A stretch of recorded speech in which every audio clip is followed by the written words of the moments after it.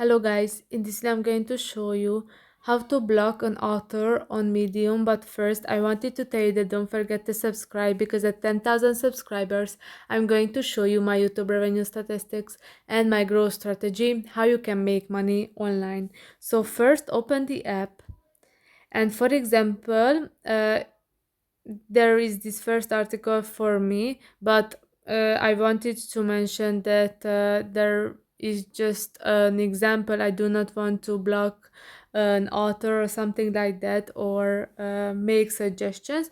I'm just going to show you how you can do that. So there is this first article, and if you see that three dots under the image, click on that, and then you can see the block author, and then this author is blocked. So, and if you click again, you could see that there is this unblock author option. So if you can unblock an author as well, so it's not permanent.